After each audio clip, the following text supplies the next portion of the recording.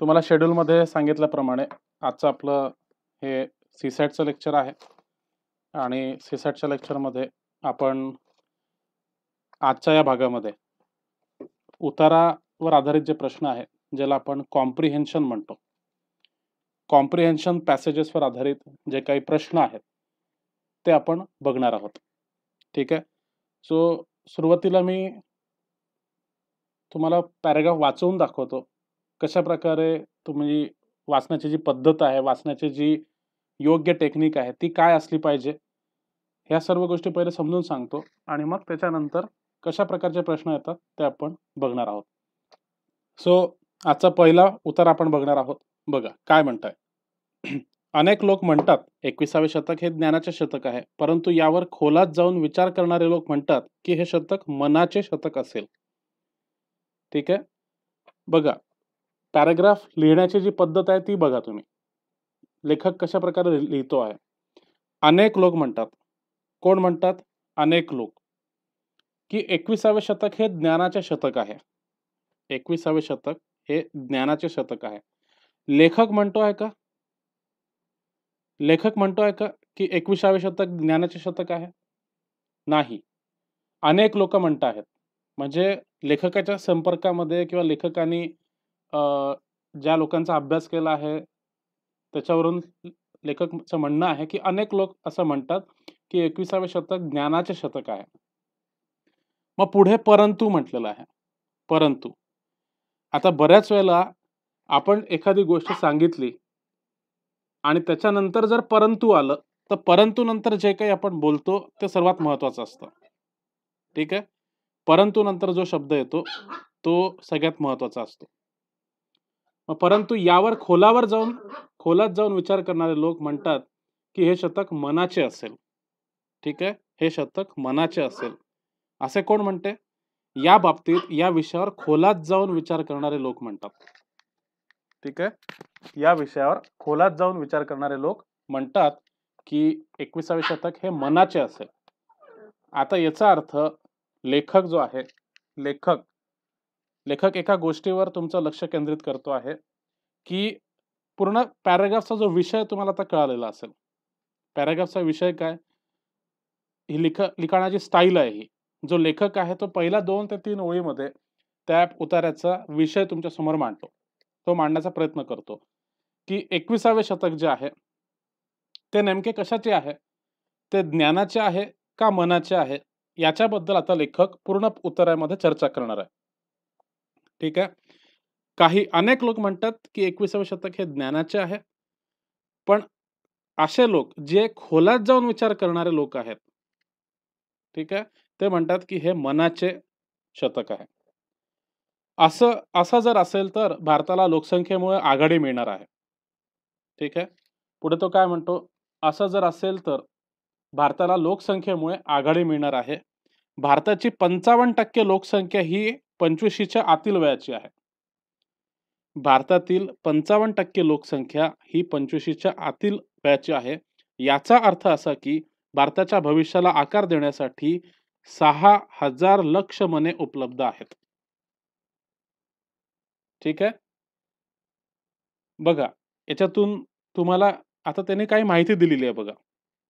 मी तुम्हाला मागच्या काही लेक्चर्समध्ये सांगितलं होतं की इन्फरन्स म्हणजे काय? इन्फरन्स म्हणजे दिलेल्या माहितीवरून निष्कर्ष काढणे. ठीक आहे. आता याच्यावरून आपण निष्कर्ष कसा काढायचा आहे बघा. खोलात जाऊन विचार करणारे लोक काय म्हणतात? खोलात जाऊन विचार करणारे लोक म्हणतात की हे शतक मनाचे शतक असेल. हे शतक मनाचे शतक असेल आणि असं जर असेल तर ठीक आहे. खरंच जर असं असेल तर काय होईल? तर भारताला लोकसंख्येमुळे आघाडी मिळणार आहे. भारताला लोकसंख्येमुळे आघाडी मिळणार आहे. का? कारण की भारताची 55% लोकसंख्या ही 25च्या आतील वयाची आहे. भारताची 55% लोकसंख्या ही 25च्या आतील वयाची आहे. याचा अर्थ असा की भारताच्या भविष्याला आकार देण्यासाठी 6,000 लक्ष मने उपलब्ध आहेत. त्यांनी काय म्हटलं आहे की काही लोक म्हणतात की 21वे शतक हे ज्ञानाचे आहे. ठीक आहे, पहिली गोष्ट. खोलात जाऊन विचार करणारे लोक काय म्हणतात, की हे मनाचे शतक असेल. हे शतक मनाचे शतक असेल. ठीक आहे. आता लेखक काय म्हणतोय, की असं जर असेल तर, कसं असेल तर? असं जर असेल तर भारताला लोकसंख्येच्या बाबतीत लोकसंख्येमुळे आघाडी मिळणार आहे. लोकसंख्येमुळे आघाडी काय मिळणार आहे? तर भारताची 55% लोकसंख्या ही 25च्या आतील वयाची आहे. 25च्या आतील वयाची आहे. 25 पेक्षा कमी आहे. ठीक आहे? आणि याचा अर्थ असा, की भारताच्या भविष्याला आकार देण्यासाठी किती मने उपलब्ध आहेत? तर 6,000 लक्ष मने उपलब्ध आहेत. ठीक आहे. म्हणजे काय? तर याचा अर्थ काय, की लेखकाला सूचित करायचं आहे, की आता याच्या आपण इन्फरन्स काढतो आहे. इन्फरन्स काढणे म्हणजे काय? दिलेल्या माहितीवरून निष्कर्ष काढणे.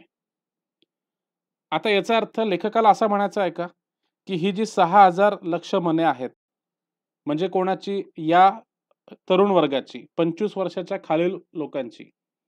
ही लोकं मनाने विचार करतात. ठीक आहे. मनाने विचार करतात असं म्हणायचं आहे का? तर हो म्हणायचं आहे. त्याला असं म्हणायचं आहे, की जे 25 वर्षाच्या खालील तरुण आहेत, ते मनाने विचार करतात म्हणून भारताला त्याचा फायदा होणार आहे. भारताची एवढी लोकसंख्या आहे, की 55% जी लोकसंख्या आहे, ती 25च्या खालील वयाची आहे आणि ते मनाने विचार करतात. मनाला महत्त्व देतात. आणि म्हणून भारताला त्याचा फायदा होणार आहे, असं तो म्हणतो आहे. ठीक आहे. अशा या पद्धतीने तुम्हाला समजून घ्यायचं आहे. जी दिलेली माहिती आहे पॅराग्राफमध्ये, एक्झॅक्ट त्याच्यात त्याला काय मांडायचं आहे लेखकाला, हे तुम्हाला बघायचं आहे. ठीक आहे. बरं. आता पुढे काय म्हणतो बघा लेखक. लेखक पुढे काय म्हणतो? पण मन व मनोभूमिका यात मूलभूत फरक आहे. ठीक आहे. आता तो पुढे काय म्हणतो बघा. पहिल्या पॅराग्राफमध्ये ज्ञान आणि मन याबद्दल तो बोललेला आहे. पहिल्या पॅराग्राफमध्ये ज्ञान आणि मन. आता 21सावे शतक कशाचे आहे? ज्ञानाचे आहे का मनाचे आहे? याबद्दल त्यांनी विचार केलाय. मग शेवटी तो म्हटला, की आपल्याकडे तरुण लोकसंख्या जास्त आहे, म्हणून मनाच्या दृष्टीने आपल्यासाठी ते फायदेशीर ठरणार आहे. पण पुढे तो काय म्हणतो, की आता मनाला पुढे घेऊन तो चालतो आहे. मन आणि मनोभूमिका यात मूलभूत फरक आहे. आता तो मनोभूमिकेवर आलेला आहे. तो मनोभूमिकेवर काहीतरी बोलेल आता. मग पुढे बघा. मन बुद्धिमत्ता निर्देशित करते. त्याच्यामुळे तुम्हाला चालाख निरीक्षणे, चालाख विश्लेषणे व चालाख संश्लेषणे इत्यादी कृती करता येतात. आता इथे तुम्हाला ट्रिक सांगतो एक. एक ट्रिक आहे इथे. ट्रिक काय आहे? आता इथे तुम्हाला पॅराग्राफमध्ये कन्फ्यूज करण्याचा प्रयत्न केला गेलेला आहे. तुम्हाला याच्यामध्ये त्यांना माहिती आहे, की तरुण पिढी जी आहे, ती इतक्या किचकट माहितीला म्हणजे वाचण्याचं त्यांना सवय नाहीये. आणि कठीण-कठीण शब्द, किचकट माहिती अशी जर त्यांना पॅराग्राफमध्ये दिली, तर ते पटकन कन्फ्यूज होतील. ठीक आहे. मला अनुभव आहे. मी सगळ्या विद्यार्थ्यांना रोज काही ना काही मेसेज पाठवत असतो. पण काही-काही असे विद्यार्थी नमुने भेटतात, की 4 ओळींचा मेसेज तर त्याचा अर्थ पण त्यांना कळत नाही. पण ठीक आहे, काही हरकत नाही. तर एम-पी-एस-सीला पण हे माहिती आहे, की मुलांना जर किचकट माहिती दिली, तर मुलं कन्फ्यूज होतील आणि म्हणून अशा पद्धतीने तुमच्यासमोर एक सापळा रचला जाईल. ठीक आहे. मग आपण याच्यात ट्रिक काय वापरायची आहे, की आपल्याला पहिल्याच वाक्यात समजलेलं आहे, की तो लेखक मन आणि मनोभूमिका याबद्दल बोलणार आहे. मग पुढे तो काय करतोय, मनाचे जे वैशिष्ट्य आहे, बद्दल तो बोलतोय. ठीक आहे. मनाचे वैशिष्ट्य काय? मनाचे फायदे काय? तो सांगतोय, की मन त्याच्यामुळे तुम्हाला चालाख निरीक्षणे करता येतात, चालाख विश्लेषणे करता येतात, चालाख संश्लेषणे करता येतात, इत्यादी कृती करता येतात. ठीक आहे. मग त्याच्यामुळे आपण आपल्या डोक्याला ताण द्यायचा नाही सध्या. फक्त आपल्याला एवढं लक्षात ठेवायचं आहे, की या ओळीमध्ये मनाचे वैशिष्ट्य सांगितलेले आहेत. मनाचे पॉझिटिव्ह फीचर्स इथे सांगितलेले एवढंच तुम्ही डोक्यामध्ये फिट करायचं. ठीक आहे. इथे तुम्ही नोट्समध्ये असं लिहायचं इथे की पॉझिटिव्ह पॉइंट्स. मनाबद्दल पॉझिटिव्ह पॉइंट्स इथे लिहिलेले आहेत. ठीक आहे. आता इथे पुढे लिहिलं आहे त्यांनी पण म्हटलेलं आहे आणि मनोभूमिकेबद्दल तो काहीतरी बोलतोय. पण मनोभूमिका तुमच्या वृत्ती व तुमची जीवन जगण्याची पोहोच निर्धारित करते. ठीक आहे. पहिल्या 2 ओळीमध्ये त्यांनी मनाचा फायदा सांगितलं, मनाचे वैशिष्ट्य सांगितले. पुढे तो मनोभूमिकेचे वैशिष्ट्य सांगतोय. मनोभूमिकेचे वैशिष्ट्य काय? तुमच्या व तुमच्या वृत्ती व तुमचे जीवन जगण्याची पोहोच निर्धारित करते. ठीक आहे. आता पुढे पुढे हे काय लिहिलेलं आहे, याचं सुद्धा टेन्शन घ्यायची गरज नाही. डोक्याला ताण द्यायची गरज नाही. आपण फक्त एवढंच लक्षात ठेवायचं, की हे तर तुम्हाला माहिती आहे, की हे पहिल्या पॅराग्राफमध्ये हे त्यांनी सांगितलेलं आहे. सेकंड पॅराग्राफमध्ये त्यांनी काय सांगितलेलं आहे? आपण आपल्या डोक्यामध्ये असा चार्ट तयार करायचा, एवढं लक्षात घ्या. Second paragraph. सेकंड पॅराग्राफमध्ये त्यांनी काय सांगितलेलं आहे, की मन आणि मनोभूमिका या 2 गोष्टींबद्दल तो बोलतो आहे. मन आणि मनोभूमिकाबद्दल तो बोलतो आहे. मग त्याने सगळ्यात पहिल्यांदा मनाबद्दल, मनाचे पॉझिटिव्ह पॉइंट मांडले. त्यानंतर त्यांनी काय म्हटलं, मनोभूमिकेचे पॉझिटिव्ह पॉइंट मांडले. ठीक आहे. आता ते पॉझिटिव्ह पॉइंट काय? याचा ताण घ्यायची गरज नाही. हे लक्षात ठेवायची गरज नाही. तुम्हाला नाही जरी समजलं पुढे, ते किचकट शब्द की त्याची जी लिखाणाची जी पद्धत आहे, ते तुम्हाला समजलं जरी नाही, तरीही काही हरकत नाही. का? कारण की पुढे जर तुम्हाला काम पडलं, तुम्हाला प्रश्न सॉल्व्ह करताना जर काम पडलं, तर तुम्ही पुन्हा वर येऊन पुन्हा त्याचा रेफरन्स घेऊ शकता. फक्त तुम्हाला एवढं माहिती करायचं आहे, की पॅराग्राफमध्ये कोणती माहिती कुठे ठेवलेली आहे. हे एनालिसिस तुम्हाला जमलं पाहिजे. तुमच्या मनाला, तुमच्या डोक्याला बघा आता पुन्हा मनच आलं डोक्यामध्ये तोंड बोलता-बोलता. तुमच्या ब्रेनला तुम्हाला सवय करून ठेवायची आहे, की पॅराग्राफमध्ये दिलेली माहिती कशा पद्धतीने आपल्याला ब्रेनमध्ये स्टोअर करता येईल. महत्त्वाची माहिती ब्रेनमध्ये स्टोअर करायची. जे टाईमपास माहिती आहे, किरकोळ माहिती आहे, जिचं आपल्याला सध्या काम नाहीये, ती तुम्ही ब्रेनमध्ये स्टोअर नाही केली तरी चालेल. आता पुढे काय म्हटलंय? भारतात भारतीय मन व भारतीय भूमिका यात प्रचंड लढाई आहे. भारतीय मन आपल्याला 21व्या शतकात नेत आहे. यात शंका घेण्याला जागा नाही. पण भारतीय मनोभूमिका भारताला 14व्या, 15व्या, 16व्या शतकात मागे नेत आहेत. मागे खेचत आहेत. ठीक आहे. आता पुन्हा आपलं काम काय आहे, की डोक्यामध्ये स्ट्रक्चर तयार करायचं. डोक्यामध्ये एक चार्ट तयार करायचा वाचता-वाचता. त्यांनी काय आता सेकंड पॅराग्राफमध्येच त्यांनी पुढे काय सांगितलं आहे? भारतामध्ये. भारतात काय होतं आहे? तर मन व्हर्सेस मनोभूमिका याच्यामध्ये कलह आहे. याच्यामध्ये द्वंद्व आहे. त्याने शब्द काय वापरलाय? आपण पुन्हा एकदा बघू. काय? अ, भारतात भारतीय मन व भारतीय भूमिका यात प्रचंड लढाई आहे. ठीक आहे. हा शब्द लक्षात ठेवू आपण. प्रचंड लढाई आहे. म्हणजे नुसताच द्वंद्व नाहीये. प्रचंड लढाई आहे. आता त्यांनी शब्द कसे वापरलेत आणि कोणत्या शब्दावर त्यांनी जोर दिलेला आहे, ह्याच्यावरून आपल्याला अंदाज घ्यायचा की त्याला किती तो सिरियसली बोलतोय. लढाई आणि प्रचंड लढाई याच्यामध्ये फरक आहे. ठीक आहे. सो त्याचं काय म्हणणं आहे, भारतात मन आणि मनोभूमिका यांच्यामध्ये प्रचंड लढाई आहे. बरं. मग आता मन काय म्हणतं किंवा मन काय म्हणतं? मन आपल्याला भविष्यात नेतं. ठीक आहे. पण जी आपली मनोभूमिका आहे, एकदा परत एकदा बघूयात आपण. भारतीय मन आपल्याला 21व्या शतकात नेतं, यात शंका नाही. पण भारतीय मनोभूमिका आपल्याला 14व्या, 15व्या, 16व्या शतकात मागे खेचत आहे. भारतीय मन आपल्याला 21व्या शतकात नेत आहे.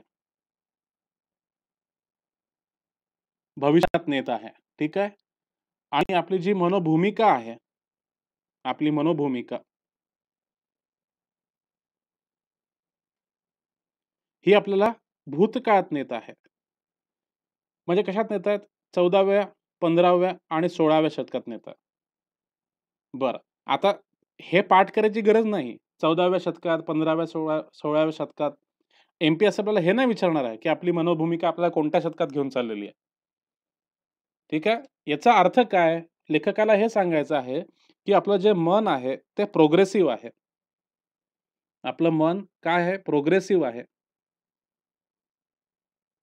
ठीक आहे? आणि आपली जी भूमिका आहे, मनोभूमिका ही रिग्रेसिव्ह आहे. ठीक आहे? आपलं मन आपल्याला 21व्या शतकात नेतं म्हणजे फ्युचरमध्ये घेऊन जातं. प्रोग्रेसकडे घेऊन जातं आपल्याला. ठीक आहे? पण आपली जी मनोभूमिका आहे, ती आपल्याला भूतकाळात घेऊन जाते. म्हणजे ज्या आहे त्या गोष्टी आहेत, आहे त्या चालीरीती आहेत, जुन्या रूढी, परंपरा, जुन्या पद्धती त्यांच्याकडे आपल्याला घेऊन चाललेला आहे. हा अर्थ त्याच्यातून घ्यायचा. मग 14व्या, 15व्या, 16व्या शतकाच्या ऐवजी 7व्या, 8व्या शतकात जरी असतं, तरी त्याला आपण भाव दिला नसता. कारण की आपल्याला त्यातून अर्थ काय घ्यायचा आहे? योग्य अर्थ आपल्याला त्यातून घ्यायचा आहे. योग्य अर्थ काय? की आपलं मनोभूमिका ही रिग्रेसिव्ह आहे. ठीक आहे? ओके. पुढे बघूया. बरं, आत्तापर्यंत कोणाला काही डाऊट आहे का? कळतंय का सगळ्यांना काय चाललं आहे? जे नवीन विद्यार्थी आहेत, त्यांना कळतंय का काय होतंय आपल्या क्लासमध्ये? ओके.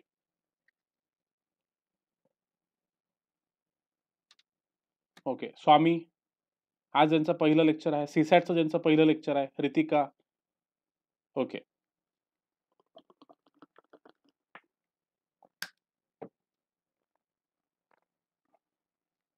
कुणाल पाटील, सागर काटकर, शशिकांत. ओके. हा जो पेपर आहे, तुम्हाला पुन्हा एकदा आठवण करून देतो. सी-सॅट. सी-सॅट हा राज्यसेवा पूर्व परीक्षेमधला दुसरा पेपर आहे. याच्यामध्ये 80 क्वेश्चन असतात आणि एका क्वेश्चनला 2.5 मार्क असतात आणि अशा प्रकारे हा 200 मार्काचा पेपर असतो. 200 मार्कापैकी तुम्ही किती मार्क घेता, किती जास्तीत जास्त मार्क घेता, याच्यावर तुमचं राज्यसेवा पूर्व परीक्षा क्लिअर होते की नाही होत, हे ठरतं. ठीक आहे. कमीत कमी आपलं टार्गेट असतं, की 130 ते 135 मार्क्स आपल्याला घ्यायचे असतात. हे आपलं कमीत कमी टार्गेट आहे. ठीक आहे.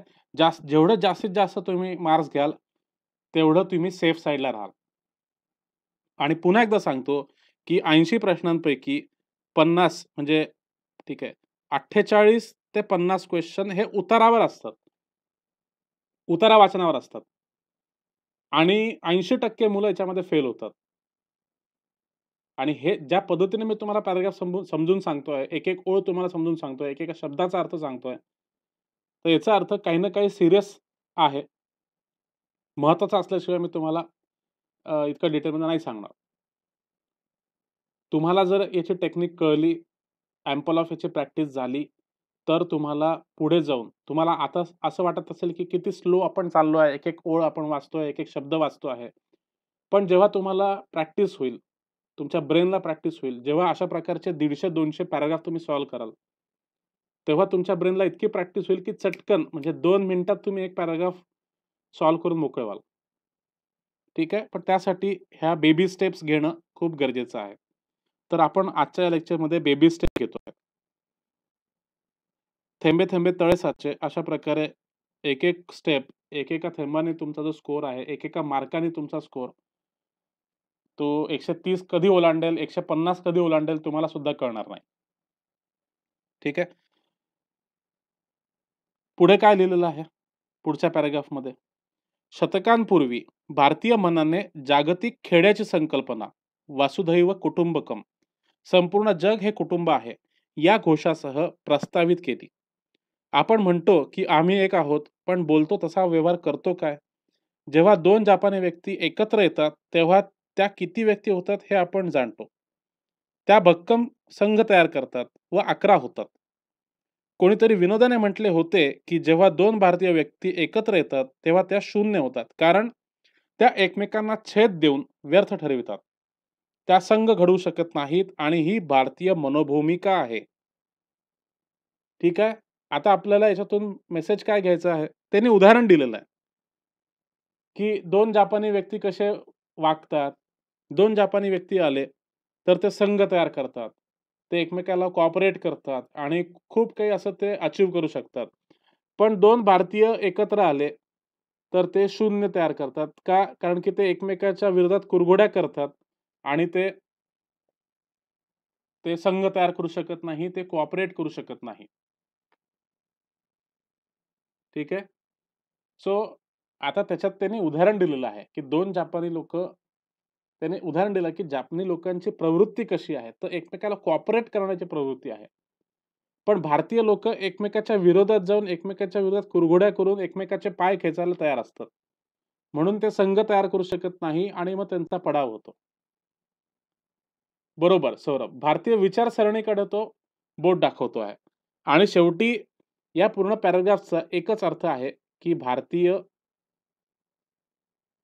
भारतीय मनोभूमिका भारतीय मनोभूमिका कशी आहे? तर ते पॅराग्राफच्या शेवटी म्हणतो, की भारतीय मनोभूमिका संघ घडवू शकत नाही. संघ घडवू शकत नाही. संघ घडवू शकत नाही याचा अर्थ काय? ते सहकार्य करू शकत नाही. एकमेकाला सहकार्य करण्याची जी प्रवृत्ती आहे, ती त्यांच्याकडे नाही. ठीक आहे. त्यांच्याकडे काहीतरी निर्माण करण्याची जी प्रवृत्ती आहे, ती त्यांच्याकडे नाहीये. ती डिस्ट्रक्टिव्ह प्रवृत्ती आहे त्यांच्याकडे. बरोबर? हां, इंडिव्हिज्युअल विचार करतात ते फक्त स्वतःचा विचार करतात, पण ते कन्स्ट्रक्टिव्ह विचार करत नाही. निर्माणक्षम काही ते विचार करत नाही. ते डिस्ट्रक्टिव्ह विचार करतात. ठीक आहे? तर ही भारतीय मनोभूमिका आहे. म्हणजे याचा अर्थ काय? सेकंड पॅराग्राफमध्ये आणि थर्ड पॅराग्राफमध्ये त्यांनी सेकंड पॅराग्राफमध्ये तर त्यांनी भारतीय मन आणि भारतीय मनोभूमिका यांच्यामधला फरक सांगितला. यांच्यामध्ये जी प्रचंड लढाई होती, ती सांगितली आणि त्याच्यानंतरच्या पॅराग्राफमध्ये त्यांनी सांगितलं, की भारतीय मनोभूमिका कशाप्रकारे वाईट आहे, ती कशाप्रकारे संघ घडवू शकत नाही. ठीक आहे? बरं. आता पुन्हा एकदा आता शेवटच्या पॅराग्राफवर येऊ आपण. शेवटच्या पॅराग्राफवर येऊ. माझा मूळ पूर्वपक्ष असा नाही, की भारतीय मनाला आकार देण्याचा प्रश्न नसून भारतीय भूमिकेला आकार देण्याची गरज आहे. बघा, तो काय म्हणतोय? माझा मूळ पूर्वपक्ष असा नाही. मला म्हणजे माझं जे मूळ म्हणणं असं नाहीये, की भारतीय मनाला आकार देण्याचा प्रश्न नाहीये. भारतीय भूमिकेला आकार देण्याची गरज आहे, असं तो म्हणतो आहे. ठीक आहे. भारतीय मनोभूमिकाचं त्यांनी निगेटिव्ह पॉइंट पुढे सांगितले आहेत. कशाप्रकारे भारतीय मनोभूमिका निगेटिव्ह आहे. मग पुढे काय म्हणतो? भारतीय मनोभूमिकेला आकार देण्याची गरज आहे. ठीक आहे. आपल्याला मन तसेच मनोभूमिका या दोन्हींच्या प्रश्नांकडे पाहायला सुरुवात केली पाहिजे. आपल्याला फक्त हुशार मने, अधिक बुद्धिवान मने, अधिक निरीक्षणक्षम मने, अधिक विश्लेषक मने, चांगली मने, जी अधिक शहाणे विश्लेषण करतील, अशी मने कशी मिळतील एवढेच पाहून चालणार नाही. तर त्या बरोबरीने आपल्याला 21व्या शतकातील भारत आकाराला आणणे शक्य करणाऱ्या सकारात्मक, रचनाक्षम, भविष्याकडे पाहणाऱ्या, परस्परांना प्रेरक ठरणाऱ्या मनोभूमिकाही कशा घडवायच्या आहे, हे पाहिले पाहिजे. ठीक आहे. आता बघा, ही पुन्हा लिखाणाची स्टाईल आहे. पॅराग्राफ रायटिंगची ही स्टाईल आहे. त्यांनी काय म्हटलं आहे, की नुसतंच मन या गोष्टीचा विचार करून चालणार नाही. आपली जी मनोभूमिका आहे, तिचा सुद्धा विचार करून करावा लागणार आहे. आणि हे तर त्यांनी पहिलेच सांगून दिलेलं आहे. पण एकच गोष्ट कशाप्रकारे तो चघळतो, कशाप्रकारे तिचं रवंथ करतो, ते तुम्हाला त्या खालच्या ओळींमध्ये पाहायला मिळतं. एकच एक गोष्ट वेगवेगळ्या पद्धतीने सांगून तो आपला जो पॉइंट आहे तो मांडायचा प्रयत्न करतोय. मग म्हणून त्यांनी काय लिहिलंय पुढे? आपल्याला फक्त हुशार म्हणे, अधिक बुद्धिवान म्हणे, अधिक निरीक्षणक्षम म्हणे, अधिक विश्लेषक म्हणे, चांगली म्हणे जी अधिक शहाणे विश्लेषण करतील, अशी म्हणे कशी मिळतील एवढेच पाहून चालणार नाही. ठीक आहे. याचा सरळ अर्थ काय होतो, की फक्त मनाचा विचार करून चालणार नाही. फक्त चांगली मने त्यांचा विचार करून चालणार नाही. त्या बरोबरीने आपल्याला 21व्या शतकात जगातील भारत आकाराला आणणे शक्य करणाऱ्या, सकारात्मक, रचनाक्षम, भविष्याकडे पाहणाऱ्या, परस्परांना प्रेरक ठरणाऱ्या मनोभूमिकाही कशा घडवायच्या हे पाहिले पाहिजे. ठीक आहे. तर आता लक्षात घ्या, की त्याची जी ही रायटिंग स्टाईल आहे, त्याच्यामध्ये वाहवत जाण्यापेक्षा हे जे त्यांनी सांगितलेलं आहे, हे एक्स्ट्रा दिलेलं आहे त्यांनी. त्याचा पॉइंट एवढाच आहे, की फक्त मन याला फोकस करू नका. मनोभूमिकाचाही विचार केला पाहिजे. मनोभूमिकाही तेवढ्याच महत्त्वाच्या आहे. आपल्याला हुशार मने पण पाहिजे, पण त्यासोबत पॉझिटिव्ह मनोभूमिका असणारे लोकं पाहिजे. ठीक आहे. सगळ्यांना कळला पॅराग्राफ? बऱ्याच लोकांना हा पॅसेज कळला नव्हता. मला त्यांनी फोटो पाठवले, की "सर या पॅराग्राफचं काय करायचंय? कळत नाहीये." मोनिका शेंडगे आहेत का आजच्या लेक्चरमध्ये? अक्षय, अक्षय कुर्ले. ओके. तुम्हाला कळलाय का आता पॅराग्राफ? Okay, okay. बरं आता या क्वेशनवर. आता क्वेशन वाचा आणि मला करेक्ट आन्सर सांगा. पहिला क्वेशन. आजच्या जगाबाबत खालील कोणते विधान योग्य आहे? आजचा काळ हुशारीचा आहे. अनेकांच्या मते हा काळ मनाचा आहे. काहींच्या म्हणण्यानुसार हा काळ ज्ञानाचा आहे. वरील एकही विधान योग्य नाही.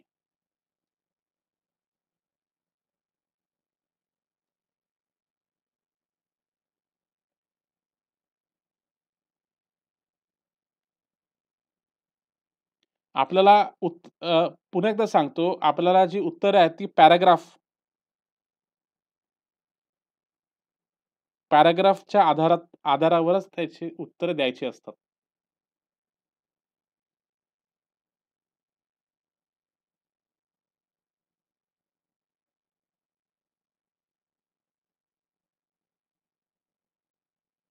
पुन्हा एकदा विचार करा. पॅराग्राफच्या बेसिसवर आपल्याला उत्तर द्यायचं आहे.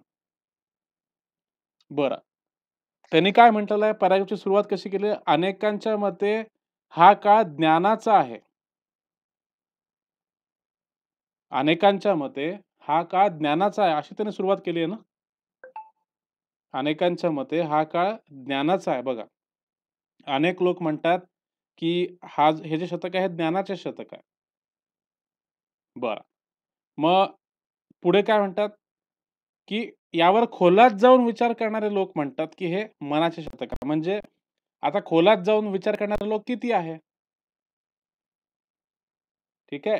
तर ते काही लोकं असतील, काही. आता ते जास्त आहेत का कमी आहेत का 2-3च आहेत, हे आपल्याला माहिती नाही. तर ते काही आहेत.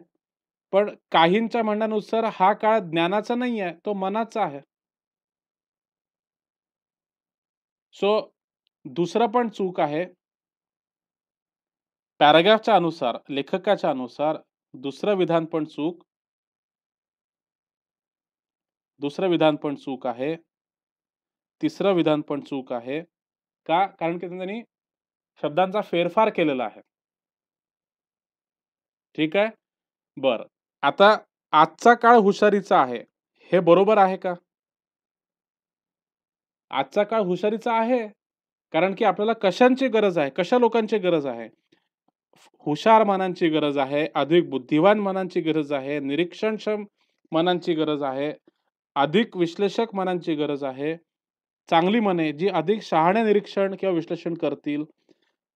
म्हणजे अशा लोकांची गरज आहे आपल्याला. ठीक आहे. कारण की हा आजचा काळ हुशारीचा आहे. बरोबर? लेखक काय म्हटलेलं आहे, की केवळ याचा विचार करून चालणार नाहीये. पण गरज तर आहेच ना. कळलंय का बघा? फक्त यांचा विचार करून चालणार नाहीये. आपल्याला यांचा पण विचार करायचा आहे. मग याचा अर्थ यांची गरज नाही का आपल्याला? त्यांची गरज पण आहे आपल्याला. हुशार लोकांची तर गरज आहे, कारण की हा हुशारीचा काळ आहे. प्रगतिशील लोकांचा ची गरज आहे. प्रगतिशील काळ आहे. 21व्या शतकाचं बोलतोय आपण. 21व्या शतकाबद्दल आपण बोलतो आहे. तर त्याच्यामुळे आपल्याला हुशार मनं पाहिजेच. कारण की हा आजचा काळ हुशारीचा आहे. बरोबर? कोणाला याच्यामध्ये काही डाऊट? कुणाला याच्यामध्ये काही confusion?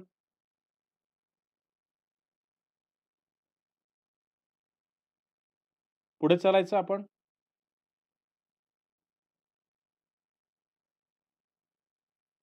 Okay, okay, okay.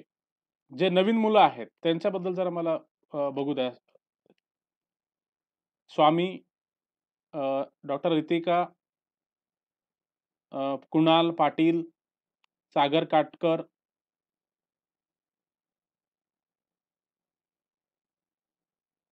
Tanveer Syed, Monika Shendge, Praju Dighe, सगळ्यांना सगळ्यांना कळलेलं आहे? Okay, okay. Good, good, good, good. पुढचा प्रश्न बघूया आपण.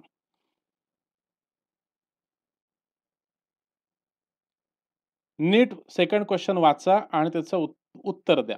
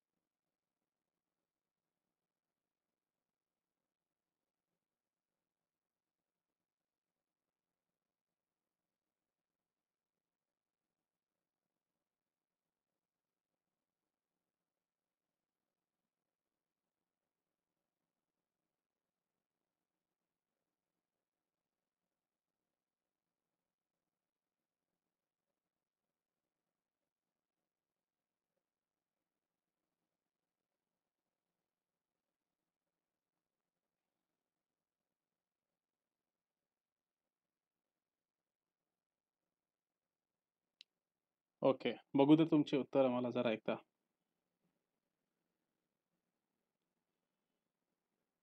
अच्छा, मोनाली क्षीरसागर 4, रोहन सुर्वे 3, शुभंकर 3, माहेश्वरी 3, रतिका खरात 4, सौरभ 3.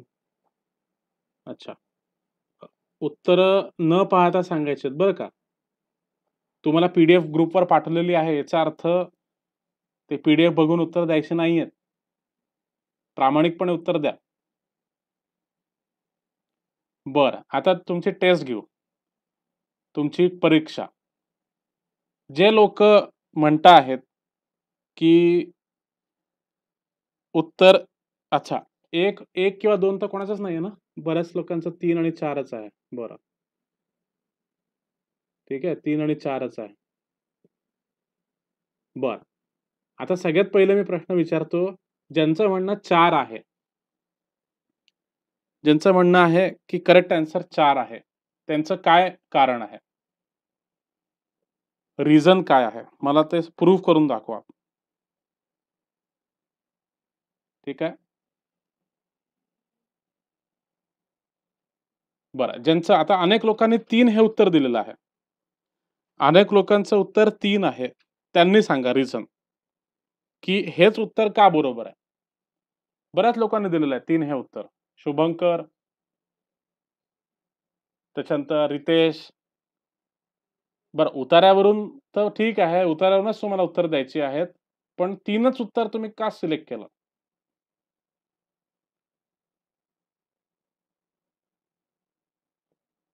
अच्छा, स्क्रीन फ्रीज झाली आहे. ओके, बरं.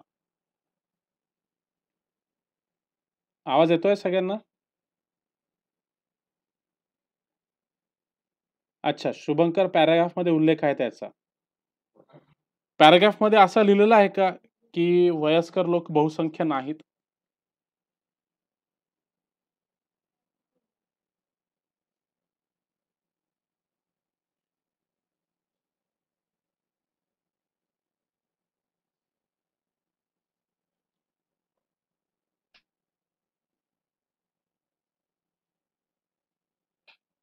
बरं. याचा तुम्हाला प्रश्नाचा अर्थ कळाला का तुम्हाला? तुम्हाला चुकीचं विधान ओळखायचं आहे का बरोबर विधान ओळखायचं आहे? सांगा बरं. बरोबर विधान ओळखायचं आहे का चुकीचं विधान ओळखायचं आहे? बरोबर विधान ओळखायचं. ओके. बरं. बघा, कन्फ्यूज झाले की नाही तुम्ही?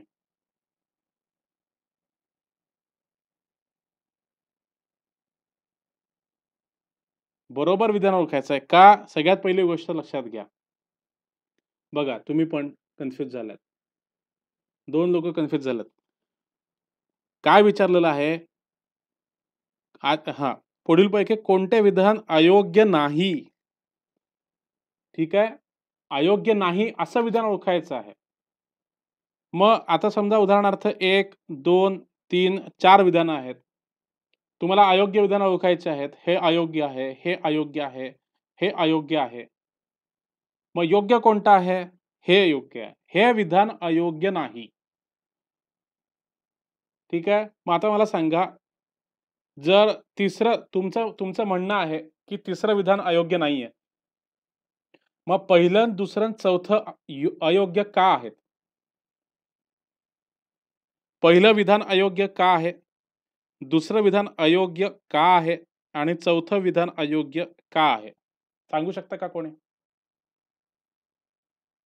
ज्यांनी 3 हे उत्तर दिलेलं आहे, त्यांनी सांगा जरा. कारण की जर तुम्ही सांगू शकले, तरच या याचा अर्थ असा मी समजेल, की तुम्हाला कळलेलं आहे.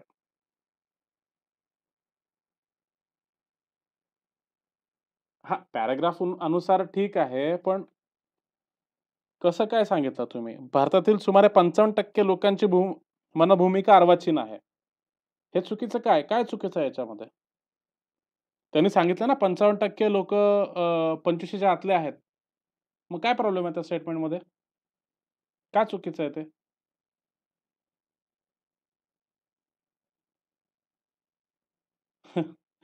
नुसतं पॅराग्राफ अनुसार नाही चालणार ना, तुम्ही स्पष्टीकरण द्या ना.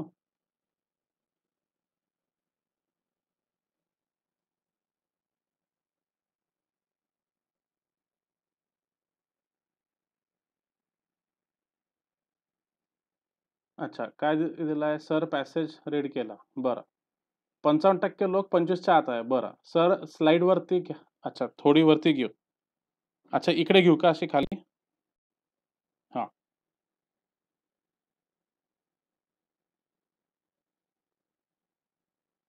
55% पीपल यंग आहे, सो तिसरा आन्सर. बरं. पण प्राजू मला सांगा पहिलं आणि दुसरं, चौथं का रॉंग आहे?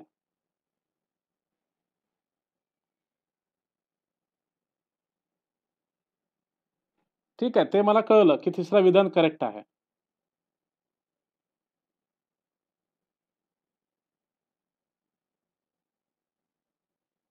अच्छा, प्रणोती तुम्हाला चौथं विधान योग्य वाटतं आहे. अच्छा. मला आता कळलंय, मला क्वेशन कळलेला आहे. ठीक आहे. मला म्हणजे मला कळलेलं आहे, की तिसरं विधान बरोबर आहे म्हणून. पण जेव्हा तुम्ही सांगू शकाल, की पहिलं आणि दुसरं आणि चौथं का चुकीचं आहे, तरच तुम्हाला पूर्ण पॅराग्राफ रीडिंगचं जे विज्ञान आहे, पॅराग्राफ रीडिंगचं जे खरं टेक्निक आहे, ते जे टेक्निक आहे ते तुम्हाला तेव्हाच कळेल, जेव्हा तुम्ही मला सांगू शकाल. अच्छा, भूमिकेबद्दल सांगितलेलं नाहीये. ओके. सौरभ कुलकर्णी हे म्हणजे तुमच्या पूर्ण क्राउडपैकी सौरभ कुलकर्णी फक्त योग्य डायरेक्शनमध्ये लॉजिक लावत आहेत. ठीक आहे. सौरभचं जे आहे लॉजिक, ते थोडंसं योग्य डायरेक्शनला आहे. बाकी सगळे भरकटलेले आहेत. ओके. Very good Praju. प्राजूनी पण थोडंसं बरोबर लॉजिक लावलेलं आहे. मी सांगतो तुम्हाला आता, का तुम्हाला विचार करायचा आहे. भारतातील सुमारे 55% लोकांची मनोभूमिका अर्वाचीन आहे. अच्छा. मला बघू द्या तुमच्या कमेंट्स काय-काय विचारलेलं आहे. Very good Ritesh. Very good. अच्छा, प्रणोती कन्फ्युजन होते. 2 मिनिटात तुमचं कन्फ्युजन दूर होईल, प्रणोती. ओके, अक्षय. ओके. अच्छा, रोहन सुर्वेचं लॉजिक. रोहन सुर्वेचं लॉजिक काय आहे बाबा? बघू द्या. मनोभूमिका यात फरक आहे. बरं, बरं. हां. रोहन पण थोड्या बहुत अँगलने थोडं करेक्ट लॉजिक लावतायत बघा. आता मी तुम्हाला सांगतो, की पहिलं चूक का आहे. भारतातील सुमारे 55% लोकांची मनोभूमिका अर्वाचीन आहे. बरं. आता अर्वाचीन मनोभूमिका याचा अर्थ काय? हे पॅराग्राफमध्ये सांगितलेलं नाहीये. भारतातील 55% लोक हे तरुण आहेत आणि 25च्या खालील आहेत. पण त्यांच्या मनोभूमिकेबद्दल काहीही सांगितलेलं नाहीये. ते की त्यांची अर्वाचीन आहे का प्राचीन आहे किंवा अर्वाचीन मनोभूमिका म्हणजे काय? हे काहीही सांगितलेलं नाहीये. अर्वाचीन म्हणजे तसं पाहिलं तर मॉडर्न, मॉडर्न मनोभूमिका. पण असं कुठे बोललेलं आहेत का, की जे 55% लोक आहेत त्यांची मनोभूमिका मॉडर्न आहे? बरं याच्यात असं म्हटलेलं आहे का याच्यामध्ये, की हे जे 55% लोक आहेत, असं त्याच्यात या स्टेटमेंटमध्ये असं म्हटलेलं आहे का, की हे जे 55% लोक आहेत, ज्या 55% लोकांचं तो बोलतो आहेत, ते 25च्या खालचे आहेत का? असं काहीच बोलत नाहीये तो. 55% कोणते पण असू शकतात ना. तुम्ही विचार करा, की ही आपली पॉप्युलेशन आहे पूर्ण. ठीक आहे. ही 1 मिनिटं. ही जी 55% पॉप्युलेशन आहे, ती 25च्या आतली आहे. ठीक आहे. ही ती पॉप्युलेशन आहे 55% पॉप्युलेशन. 25च्या आतली. ठीक आहे. पण पहिलं स्टेटमेंटमध्ये काय असू शकतं? पहिलं स्टेटमेंट या 25च्या या 55% लोकांबद्दल पण बोलू शकतं ना. हे जे वरचे हे वयस्कर जे 55% आहे, त्यांच्याबद्दल पण बोलू शकतो. पहिलं स्टेटमेंट. पहिल्या स्टेटमेंटचा अर्थ हा पण असू शकतो. हे 55% लोकं असू शकतात. ठीक आहे. कोणते 55% लोकं? युवा 55% लोकं का वयस्कर 55% लोकं? असं थोडी बोललाय ना पहिल्या स्टेटमेंटमध्ये. कळलं का? सगळ्यांना कळलं का? प्रणवती? हो, okay. Maheshwari, Praju, Sagar, Pranavati, okay. Ritesh, okay. Ganesh, good. 55% लोकं नुसतं बाबा तिथे वरती उल्लेख केलेला आहे म्हणून तुम्हाला विचारलेलं आहे. पण 55% म्हणजे कोणते? यंग 55% का वयस्कर 55% हे काहीच बोललेलं नाही. आणि हां, परत रोहनचं पण बरोबर आहे, की मनोभूमिका काय त्याच्याबद्दल काहीच बोललेलं नाहीये. ठीक आहे. सो अशा प्रकारे आता आपण बघितलं, की पहिलं चूक का बरं आहे. ठीक आहे. आता दुसरं, भारतातील सुमारे 45% लोकांची भारतातील सुमारे 45% लोकांची मने बुरसटलेली आहेत. बरं, आता असं कुठे बोललेलं आहे का पॅराग्राफमध्ये? कोणाची मने बुरसटलेली आहेत आणि कोणाची मने फ्रेश आहेत असं काही सांगितलेलं आहे का? नाही. उरलेल्या 45% लोकांचा काहीच बोललेला नाहीये तो. ठीक आहे. म्हणून ते चूक आहे. म्हणजे त्याच्यावरून आपण असं डायरेक्ट असं कन्क्लुजन नाही काढू शकत ना, की 55% मुलं यंग आहेत आणि त्यांची मने चांगली आहेत. मग उरलेल्या 45% बद्दल काहीच बोललेलं नाहीयेत ना. मग कदाचित असा असू शकतो, की एक 70 वर्षाचा माणूस पण फ्रेश मनाचा असू शकतो. त्याच्याबद्दल काय बोलाल मग? म्हणून सेकंड हे चुकीचं आहे. म्हणून सेकंड पण चुकीचं आहे. आता फोर्थ काय? भारतातील सुमारे 55% लोक हुशार विश्लेषणे करतात. मग पुन्हा तेच. मग हे जे 55% लोक हे कोण? यंग वाले 55% लोक का वयस्कर वाले 55% लोक?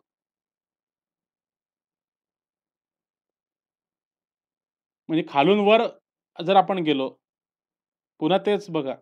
हे 0 ते 100 असा वयोगटाचा आपण जर आलेख बघितला, तर हे 25च्या आतले लोकं जे आहेत, 25च्या आतले हे 25 वर्ष वय आहे आणि हे लोकं 55% आहेत. हे लोकं 55% आहेत. पण नेमकं कोणाबद्दल तुम्ही बोलताय?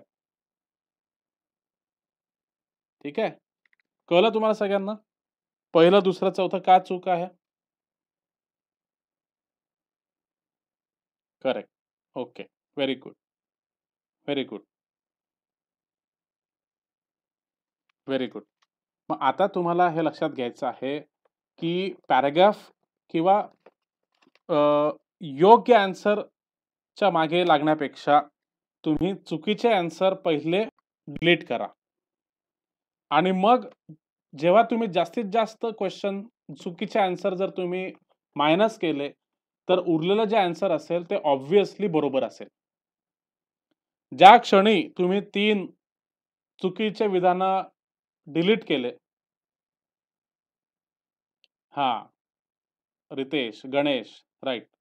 एलिमिनेशन टेक्निक आपण त्याला म्हणतो, की पहिले चुकीचे ऑप्शन एलिमिनेट करायला शिका. डिलीट करायला शिका. आणि ते चुकीचे ऑप्शन हां, बरोबर. ओमकार. सगळे ऑप्शन पडताळून बघायला पाहिजे. आपल्याला माहिती नाही ना, की एखाद्या वेळेस आपण एखादं पहिलं स्टेटमेंट जे आपल्याला वाटतं, तेच आपल्याला बरोबर वाटतं. अरे, हेच आन्सर आहे, हेच आन्सर आहे, असं आपण करतो. मग आता ज्यांची प्रवृत्ती घाई-गडबड करायची असते, जे पटापट निर्णय घेतात, आहे त्या माहितीवर विश्वास ठेवतात किंवा जे पहिला मनात विचार आला तोच निर्णय घेतात. अशी मुलं त्याच्यामध्ये गडबड करतात. सो म्हणून तुम्हाला याच्यातून शिकायचं आहे, की लगेच रिएक्ट करणे हे चूक आहे. तुम्हाला सगळ्या ऑप्शनचा विचार करायचा आहे आणि मग तुम्हाला करेक्ट ऑप्शनपर्यंत पोहोचायचं आहे.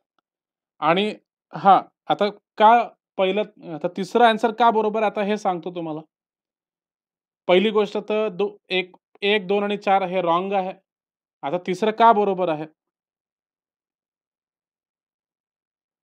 तिसरं का बरोबर आहे? सांगतो. कारण की 25च्या खालील जे लोकं आहेत, ते 55% आहेत. ठीक आहे. म्हणजे कोण आहेत 25च्या आतील म्हणजे कोण? युवा. युवा वर्ग हा म्हणजे 55% आहे किंवा काय म्हणतात त्याला बहुसंख्य आहेत. बहुसंख्य आपण पॉलिटीमध्ये बहुमत हा टॉपिक बघितला होता. सो युवा वर्ग हा बहुसंख्य आहे. मग बहुसंख्य कोण नाही? तर वयस्कर वर्ग. उरलेले 45% लोक कोण आहेत? उरलेले 45% लोक हे वयस्कर आहेत आणि ते बहुसंख्य नाहीत. ठीक आहे? कळलं सगळ्यांना? Okay. Doctor Ritika? Okay, okay.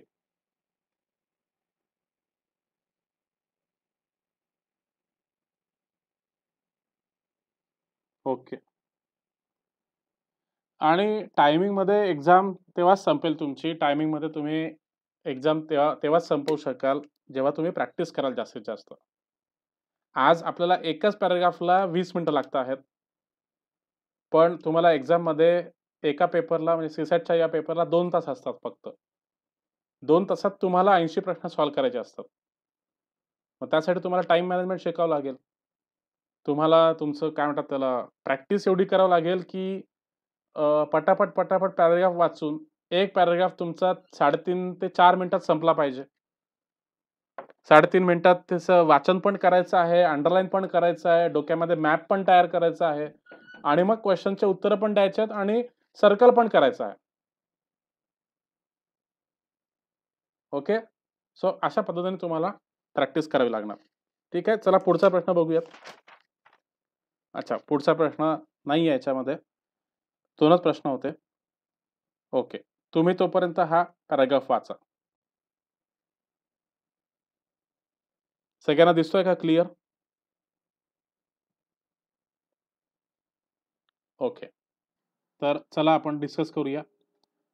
बघा, आता या पूर्ण ॲक्टिव्हिटीचा सगळ्यात महत्त्वाचा फायदा तुम्हाला सांगतो. जे पण लोकं आजच्या या मीटिंगमध्ये आहेत, आजच्या या क्लासमध्ये आहेत, सगळ्यांना एका महत्त्वाच्या गोष्टीकडे तुमचं मी लक्ष केंद्रित करतो. म्हणजे तुम्हाला या ॲक्टिव्हिटीचं महत्त्व कळेल.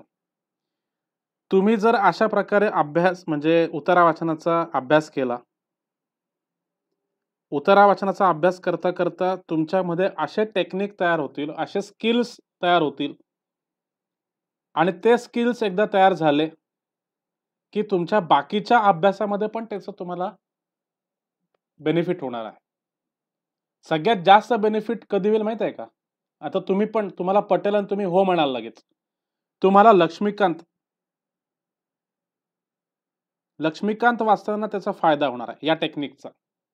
पटतंय का सांगा? ज्या टेक्निक आपण आज बघतो आहे, या टेक्निकचा फायदा लक्ष्मीकांत वाचताना होणार आहे. बरोबर? सौरभ, विशाल, तेजस, कुणाल, व्हेरी गुड. कारण तुम्हाला आता कळत असेल की लक्ष्मीकांतमध्ये एक-एक शब्द कसा महत्त्वाचा असतो. एकेका शब्दाने पूर्ण पॅराग्राफचा जो मतितार्थ आहे तो बदलतो. त्याच्यामुळे तुमची नजर आता तयार होणार आहे. कोणत्या शब्दाला किती महत्त्व द्यायचं हे तुम्हाला कळणार आहे. आणि जी टेक्निक मी तुम्हाला सांगतो आहे, की पॅराग्राफ वाचतानाच त्या पॅराग्राफचा जो चार्ट आहे, त्या पॅराग्राफचा जो आलेख आहे, तो तुमच्या डोक्यामध्ये प्रिंट झाला पाहिजे. ही सवय तुम्हाला करावी लागेल. ठीक आहे ना? एकदा का ती सवय झाली, की एकीकडे तुम्ही पॅराग्राफ वाचता आहे आणि ऑटोमॅटिक तुमच्या ब्रेनमध्ये त्याचा जो चार्ट आहे, तो फ्लो चार्ट आहे तो तयार होतो आहे. ठीक आहे. ही जी टेक्निक आहे ती स्वामी विवेकानंदांची टेक्निक आहे. की स्वामी विवेकानंद अशा पद्धतीने वाचायचे, की ते एकदा त्यांनी त्या पानाकडे बघितलं, की लगेच त्यांच्या डोक्यामध्ये सगळं प्रिंट होऊन जायचं. ठीक आहे. सो याचा तुम्हाला फायदा होणार आहे. दुसरी गोष्ट आता मला तुम्हाला प्रश्न विचारायचा आहे, की या पॅराग्राफचा विषय काय? तुम्हाला मी 2 मिनिटं दिले होते. या पॅराग्राफचा विषय काय? धर्म. ओके. धर्म हा विषय आहे. ओके. Very good. एवढं तुम्हाला कळालंच आहे. कारण की तुम्हाला मी सांगितलं, की पहिल्या 2 वाक्यांमध्ये त्याची थीम तुम्हाला कळते, विषय कळतो. बरं. आता पुढचा प्रश्न. ओके. Very good. पुढचा प्रश्न, की पहिल्या पॅराग्राफमध्ये लेखकांनी कशाबद्दल मत व्यक्त केलेलं आहे? पहिल्या पॅराग्राफमध्ये लेखक काय सांगतोय? एका वाक्यात किंवा 3 ते 4 शब्दात सांगा मला, की पहिल्या पॅराग्राफमध्ये तो कशाबद्दल बोललेला आहे?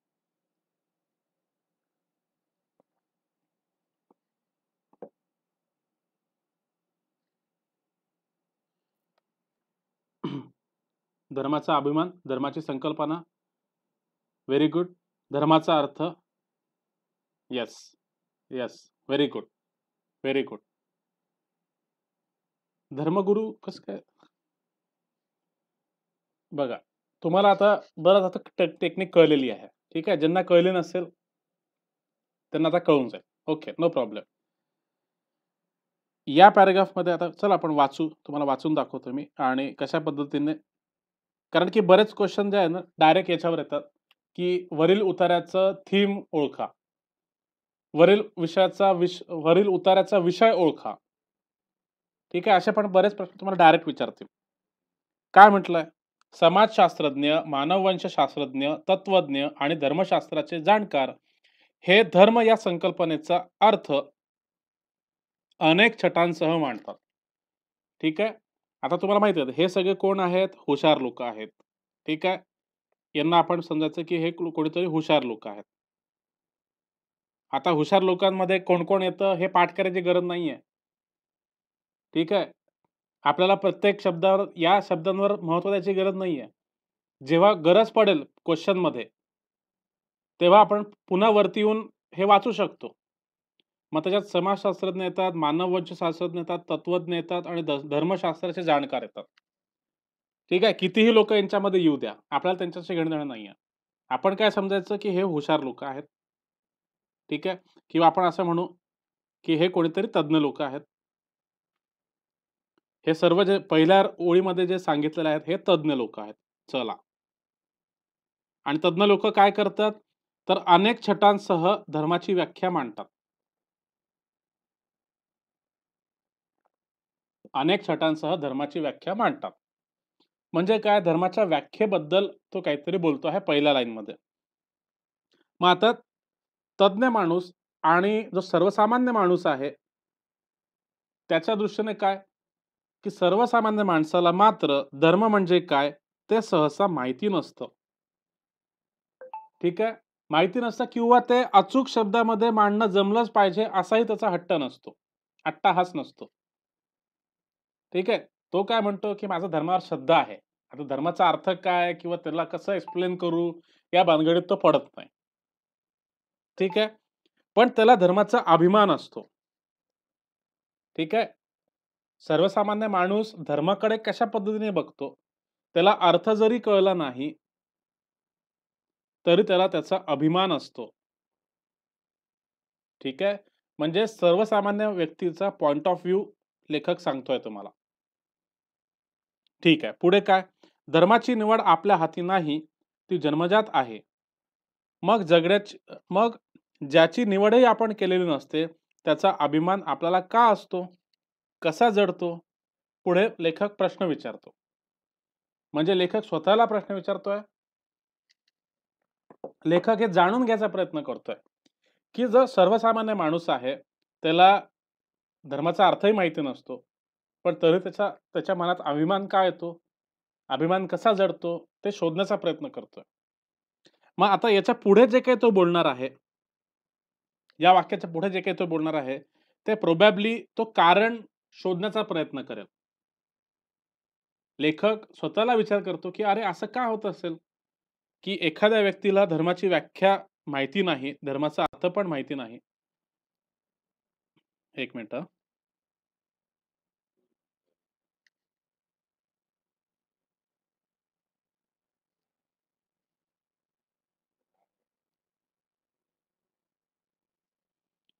सर्वसामान्य व्यक्तीला सर्वसामान्य व्यक्तीला त्याचा अर्थ माहिती नाही. ठीक आहे. त्याने त्याची निवड सुद्धा केलेली नाहीये. मग तरी सुद्धा त्याला अभिमान का? हा प्रश्न त्याने स्वतःला विचारलेला आहे आणि त्याला असं वाटतं, की जो वाचक आहे, जो पॅराग्राफ वाचतो आहे, त्याने सुद्धा याचा विचार केला पाहिजे. आणि मग जेव्हा तो अशा प्रकारे स्वतःला प्रश्न विचारतो, वाचकाला प्रश्न विचारतो, त्याच्यापुढे तो जे काही लिहील, त्याच्या पुढच्या वाक्यांमध्ये तो जे काही लिहील, त्याच्यामध्ये तो याचे कारण शोधायचा प्रयत्न करेल. कारण शोधायचा प्रयत्न करतोय तो. मग काय कारण शोधतोय बघा. मग तो पुढे लिहितो, की हे घडते संस्कारातून, सवयीतून, लहानपणापासून त्या धर्माशी, त्या धर्मातील विधी उपचारांशी, सणांशी एक जवळीक निर्माण होते. म्हणजे तो सांगतोय आता, की हां, लहानपणापासून आपण तो धर्म फॉलो करतो. मग त्या धर्माची सवय निर्माण होते आपल्याला. ठीक आहे. ज्या जवळीकीतून प्रेम निर्माण होते, या प्रेमात, जवळकीत कुठेतरी सुरक्षितता वाटते. बघा, सुरक्षितता खूप इम्पोर्टंट आहे. आपल्याला अभिमान का वाटतो? तर आपल्याला त्या गोष्टींमुळे सुरक्षितता वाटते. कुठल्याही गोष्टीची सवय जडण्यामागे सातत्य असावंच लागतं. ठीक आहे. सातत्य म्हणजे सुसंगत, समान, निरंतर अस्तित्व. या सातत्यासाठी एक व्यवस्था अपरिहार्य ठरते. व्यवस्था काही अचानक निर्माण होत नाही. तिच्या मागे निश्चित विचार प्रक्रिया असते. धर्मव्यवस्था तयार होण्यामागे ही विचार प्रक्रिया असते. ती कोणती? आता बघा. तुम्हाला आता कळतंय का मी कोणत्या-कोणत्या शब्दांवर सर्कल करतो आहे? कोणत्या-कोणत्या शब्दांना मी महत्त्व देतो आहे, कळतंय का तुम्हाला? ज्या शब्दांना मी महत्त्व दिलेलं आहे, ते शब्द महत्त्वाचे आहेत. ठीक आहे? या पूर्ण पॅराग्राफमध्ये बघा, धर्म या संकल्पनेचा अर्थ, ठीक आहे? धर्म म्हणजे काय? सर्वसामान्य माणूस, ठीक आहे? अ, अभिमान असतो, ठीक आहे? त्याचा अभिमान आपल्याला का असतो? हे विचार, हे प्रश्न. बघा, हे जे सगळे मी शब्द सर्कल केलेले आहेत, अशा पद्धतीने तुम्हाला जेव्हा तुम्ही सीसॅटचं अभ्यास कराल, जेव्हा पॅराग्राफचा अभ्यास कराल, तेव्हा महत्त्वाचे शब्द अशा प्रकारे सर्कल करून तुम्हाला त्याचा अर्थ समजून घ्यायचा आहे. त्यांच्यामधलं रिलेशन काय आहे, ते समजून घ्यायचं आहे. ठीक आहे. मग त्याचं म्हणणं आहे, की आपण धर्म लहानपणापासून फॉलो करतो. धर्माची सवय आपल्याला होते आणि त्या धर्मामुळे आपल्याला सुरक्षितता वाटते. ठीक आहे. पण मग ते धर्माची प्रॅक्टिस करण्यासाठी किंवा कुठल्या गोष्टीची सवय लागण्यासाठी आपल्याला सातत्य ठेवावं लागतं. ठीक आहे. मग सातत्य म्हणजे काय? ते पुढे त्यांनी सांगितलेलं आहे. सातत्याची व्याख्या सांगितलेली आहे. ठीक आहे. आता तुम्हाला माहिती आहे, की त्याने सातत्याबद्दल कुठे लिहिलेलं आहे? इथे सातत्याबद्दल लिहिलेलं आहे त्याने. मग जर पुढे जाऊन काम पडलं आपल्याला, क्वेशन वाचताना जर सातत्याचं काम पडलं, तर तुम्हाला इथे यायचं आहे. मग जर त्यांनी लेखकांनी किंवा पॅराग्राफमध्ये जर विचारलं असेल, की सातत्य म्हणजे काय? तर तुम्हाला इथे येऊन पहिले विचार करावा लागेल, की अरे लेखकाचं म्हणणं काय आहे? सातत्य म्हणजे काय? सातत्याची व्याख्या काय? तेव्हा पुन्हा इथे येऊन तुम्ही वाचू शकता. सध्या टेन्शन घ्यायची गरज नाही. प्रत्येक गोष्ट सध्या पाठ करायची गरज नाहीये. आपल्याला फक्त पॅराग्राफमध्ये काय बघायचं आहे, कुठे काय ठेवलेलं आहे, कुठे कोणता पॉइंट मांडलेला आहे, फक्त एवढंच लक्षात ठेवायचं आणि त्यांच्यामध्ये काय कनेक्शन आहे एवढंच लक्षात घ्यायचं. ठीक आहे. पुढच्या ओळी बघू आपण आता. आपल्या भोवतालच्या विराट सृष्टीचं आकलन जसं-जसं माणसाला झालं असेल, तसं सृष्टीतलं आपलं स्थान काय, ते शोधण्याची इच्छाही त्याच्या मनात उत्पन्न झाली असेल. ठीक आहे. बघा, जेव्हा एखादा व्यक्ती आपल्या भोवतीच्या विराट सृष्टीचं आकलन करतो, तसं सृष्टीतलं आपलं स्थान काय ते त्याला माहिती पडतं आणि ते स्थान काय हे शोधण्याची इच्छाही त्याच्या मनात उत्पन्न झालेली असते. इवलसं मूल जन्मताना पाहून माणूस आनंदला असेल, तितकाच कोणाच्या मृत्यूने तो कासावीस झालेला असेल.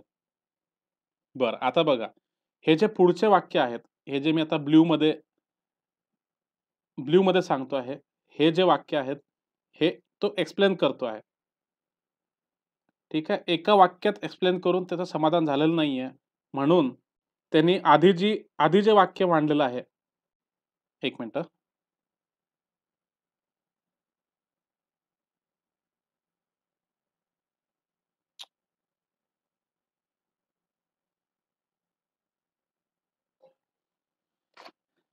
एका वाक्यात त्याने जे काही मांडलेलं आहे, त्याच्यात त्याचं समाधान झालेलं नाहीये. त्याला असं वाटतं, की मी अजून काहीतरी एक्सप्लेन करतो.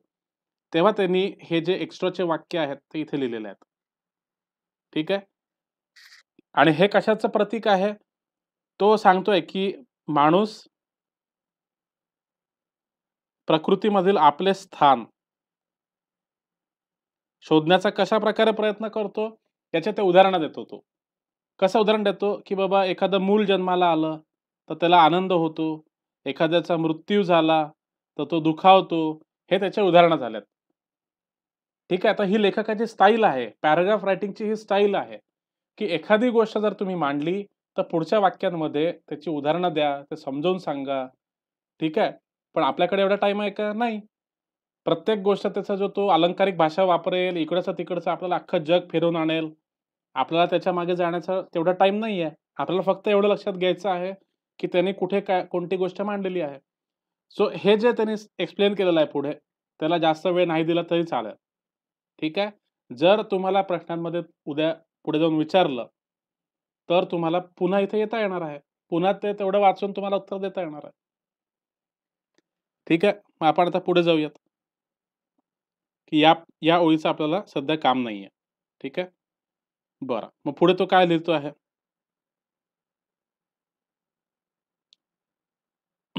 ह्या ओळीचं आपल्याला सध्या काम नाही. म्हणून आपण त्याला फक्त साइडला ठेवणार आहे.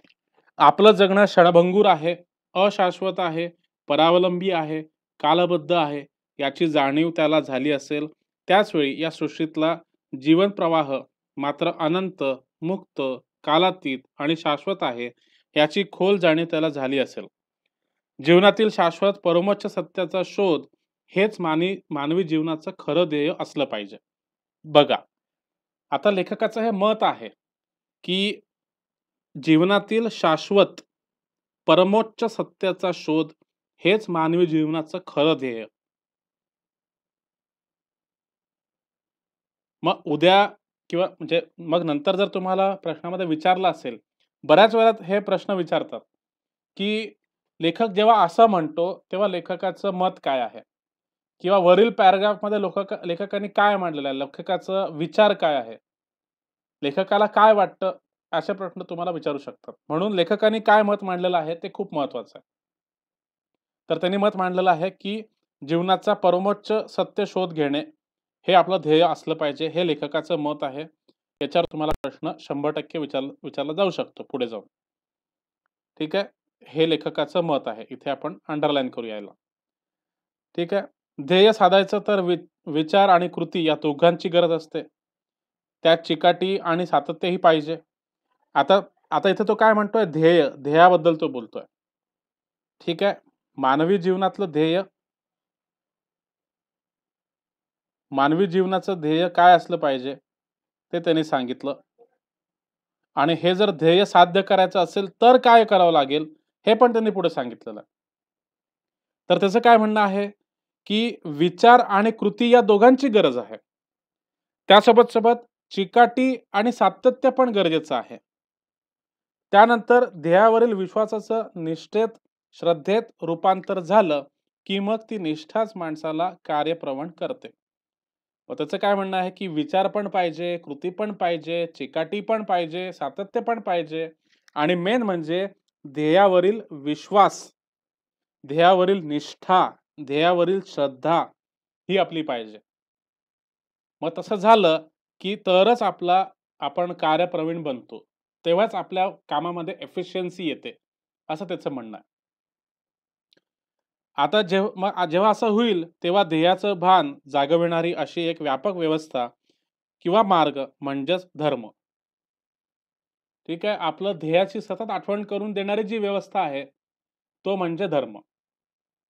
ठीक आहे. कारण की त्यांनी मागच्या पॅराग्राफच्या शेवटच्या लाईनमध्ये हा प्रश्न उपस्थित केला होता, की धर्मव्यवस्था तयार होण्यामागेही विचार प्रक्रिया असते.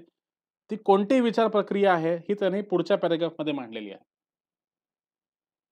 आणि ते धर्म म्हणजे काय आणि धर्माची विचार प्रक्रिया कशी आहे, हे समजून सांगण्यासाठी त्यांनी अख्खाच्या अख्खा पॅराग्राफ घालवला इकडे.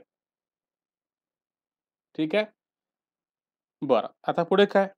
ध्येय ज्या व्यवस्थेतून साधायचं आहे, त्या व्यवस्थेत कालानुरूप सुधारणा होतात. त्यामुळे धर्मातही सुधारणा होते.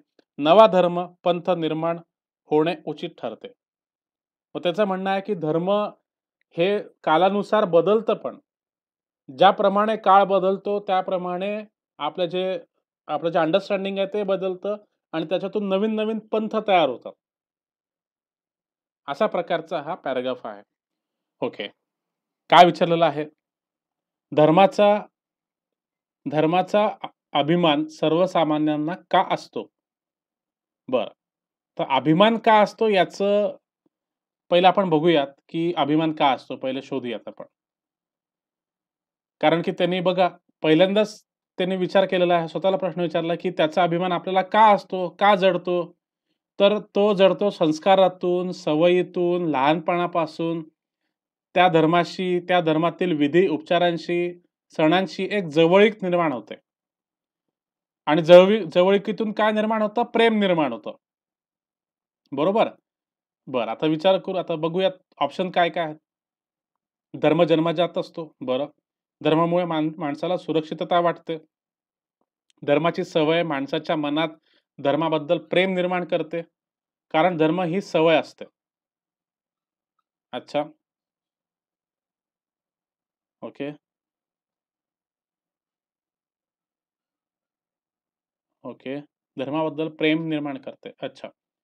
आता बरेच लोकं आणि क मध्ये कन्फ्यूज आहेत आणि बरेच लोकं आणि क मध्ये कन्फ्यूज आहेत. ठीक आहे. अच्छा. आणि मध्ये. बघा. करेक्ट आन्सर याचं 3 आहे. करेक्ट आन्सर याचं 3 आहे. आणि क. धर्मामुळे माणसाला सुरक्षितता वाटते आणि धर्माची सवय माणसाच्या मनात धर्माबद्दल प्रेम निर्माण करते आणि त्याच्याचमुळे आपण त्याचा अभिमान करतो. त्याचा अभिमान असतो आपल्याला. ठीक आहे? बरं. आता पहिलं का चुकीचं आहे आणि म्हणजे का चुकीचं आहे आणि का चुकीचं आहे? आता बघा, हे अर्धवट आहे. त्यात फक्त सांगितलं की एखाद्या गोष्टीची सवय. तर एखाद्या गोष्टीची सवय आता आपल्याला बऱ्याच गोष्टींची सवय असते. पण त्याच्यामुळे आपल्या मनात अभिमान तयार होतो का? हे जे विधान आहे, धर्म ही सवय असते, हे अर्धवट विधान आहे. ठीक आहे. पण त्याच्यापेक्षा प्रॉपर विधान कोणतं आहे? आहे. धर्माची सवय आपल्या मनात त्याच्याबद्दल प्रेम निर्माण करते. आणि पुढे तर पॅराग्राफमध्ये तर लिहिलेलंच आहे, की धर्मामुळे माणसाला सुरक्षितता वाटते. ठीक आहे. आता जे आहे, पण अर्धवट आहे, की नुसती ती गोष्ट जन्मजात असते, म्हणून तिच्याबद्दल अभिमान आहे का? नाही. जन्मजात तर असतेच, पण त्यासोबत संस्कार असतात, सवय असते, त्याबद्दल प्रेम निर्माण होतं, सुरक्षितता वाटते, म्हणून आपल्याला अभिमान असतो. पुढचा क्वेश्चन बघूयात. धर्म माणसाला कार्यप्रवण करतो असे का म्हटले जाते? सांगा. बरोबर. कारण की पॅराग्राफमध्येच दिलेलं आहे बघा. बरोबर. अगदी तुमचं जे आता तुम्हाला थोडं-थोडं, हळू तुम्हाला कळतं आहे, की कसं टेक्निक आहे. बघा. आता कार्यप्रवण करतो, हे कुठे आलेलं आहे बघा, इथे आलेलं आहे, की ही निष्ठाच माणसाला कार्यप्रवण करते. ठीक आहे. पण त्याच्या आधी काय म्हटलेलं आहे तो, की जीवनातील शाश्वत परमोच्च सत्याचा शोध हेच मानवी जीवनाचं खरं ध्येय असलं पाहिजे. ठीक आहे. आणि ध्येय साधायचं तर विचार आणि कृती दोघांची गरज असते. त्यात चिकाटी आणि सातत्य पाहिजे. आता बघा ध्येयावरील विश्वासाचं, निष्ठेचं, श्रद्धेचं रूपांतर झालं, की मग ती निष्ठाच माणसाला कार्यप्रवण करते. ठीक आहे. मग धर्मावरची निष्ठा हे महत्वाचं आहे. ठीक आहे. आणि धर्म पाळणे म्हणजे ध्येयाचे भान ठेवणे. ह्या दोन्ही गोष्टी जर आपण मिक्स केल्या तर आणि क हे करेक्ट आन्सर होतं. कळलंय सगळ्यांना? याच्यामध्ये कोणाला डाऊट? कोणाचं काही वेगळं उत्तर आहे का याच्यामध्ये? सो करेक्ट आन्सर काय? ब, क आणि ड. ब, क आणि ड हे करेक्ट आन्सर आहे. बरं, मृत्यू येणं म्हणजे जगणे शाश्वत आहे का? नाही. मृत्यूवरून त्याला कळतं, की आपलं जगणे अशाश्वत आहे. ठीक आहे. म्हणून चुकलेलं आहे. हे चुकलेलं आहे. ठीक आहे. मग आता ऑप्शन कशा-कशात आहे? याच्यात आहे. म्हणून हे चुकलं. अजून कशात आहे? याच्यात आहे. म्हणून हे चुकलं. ठीक आहे. बरं. आता मृत्यूवरून काय-काय कळतं? आता बघा पुढे. आता आपण येऊ, की मृत्यूचा उल्लेख कुठे आहे? ओके अक्षय, पण प्रयत्न करा. कमेंट करायचा प्रयत्न करा अक्षय, काही हरकत नाही. चुकलं तरी काही हरकत नाही. बरं, मृत्यूबद्दल काय, कुठे काय बोललाय ते बघूयात आपण. इवलसं मूल जन्मताना पाहून माणूस आनंदला असेल, तितकाच कोणाच्या मृत्यूनं तो कासावीस झाला असेल. ठीक आहे. आता मृत्यूमुळे त्याला काय कळलंय बघा. आपलं जगणं कसं आहे? क्षणभंगूर आहे, अशाश्वत आहे, परावलंबी आहे, कालबद्ध आहे, याची जाणीव त्याला झालेली असेल. ठीक आहे. आता बघा ही टेक्निक आहे, की तिसऱ्या क्वेश्चनमध्ये मृत्यूबद्दल आपल्याला विचारलेलं आहे. म्हणून आपण पटकन आपल्याला माहिती आहे, आपल्या ब्रेनमध्ये माहिती आहे, की मृत्यूचा उल्लेख कुठे केलेला आहे त्यांनी? इथे केलेला आहे. मग इथे यायचं आणि बघून घ्यायचं एकदा, की मृत्यूमुळे काय झालेलं आहे? तर आपलं जे जगणं आहे ते अशाश्वत आहे, परावलंबी आहे, कालबद्ध आहे याची जाणीव. ठीक आहे. तीच जाणीव आपल्याला झालेली आहे. त्याच्यामुळे करेक्ट ऑप्शन शोधायचे आणि करेक्ट ऑप्शनला सर्कल करायचं. वेट, काय झालं? ब, क. सॉरी. करेक्ट आन्सर काय आहे? हे आहे. ब, क आणि ड. हां, राइट. अच्छा. बघा. चौथा क्वेश्चन बघा. येस. आता बघा. सर्वसामान्य माणसाला धर्म म्हणजे काय हे का माहीत नसते? का? सगळ्यात पहिली गोष्ट करेक्ट आन्सर काय? ब आणि ड. अ, ब आणि ड. ठीक आहे. आता धर्म म्हणजे काय त्याला माहीत का नसते? कारण धर्म या संकल्पनेच्या अनेक छटा असतात. कारण धर्म त्याने एक सवय म्हणून स्वीकारलेला असतो. ठीक आहे. त्याच्यानंतर धर्म म्हणजे काय ते जाणून घेण्याचा अट्टाहास त्याने केलेला नसतो. हे तर पॅराग्राफमध्येच दिलेलं आहे. ठीक आहे. सो हे जे आहे अभिमान आहे म्हणून त्याला माहिती नसतं असं नाहीये. बरोबर? त्यांनी अट्टहास केलेला नाहीये कारण की त्यांनी ते सवय म्हणून त्याने तो स्वीकारलेला आहे. सो ब आणि ड बरोबर आहे. ठीक आहे. आणि ज्या संकल्पनेला अनेक छटा असतात, आता ही संकल्पना आहे, त्याला अनेक छटा असतात. मग त्या छटा समजून घेण्याचा प्रयत्न सर्वसामान्य माणूस करत नाही. अनेक छटा समजून घेण्याचा प्रयत्न कोण करतात? हुशार लोकं करतात. मी तुम्हाला सांगितलेलं आहे. आता त्याच्यामध्ये कोणाची गँग येते, ते समाजशास्त्र, मानववंशशास्त्र, तत्वज्ञ, धर्मशास्त्राचे जाणकार या लोकांची ती गँग आहे. ते लोकं करतात. ते लोकं प्रयत्न करतात अनेक छटा समजून घेण्याच्या.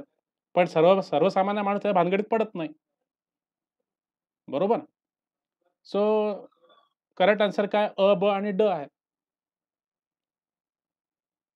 तुम्हाला अशा पद्धतीने डोक्यामध्ये मॅप तयार करायचा आहे आणि पॅराग्राफ समजून घेण्याचा प्रयत्न करायचा आहे. ह्या टेक्निक जर तुम्ही लावल्या, तर हळू-हळू जेव्हा तुम्ही एक 100-200 पॅराग्राफ तुम्ही सॉल्व्ह कराल, तेव्हा तुम्हाला पॅराग्राफचं जे योग्य ज्ञान आहे, एक्झॅक्ट जे तुमचं प्रॅक्टिस आहे ती तुमची होणार आहे.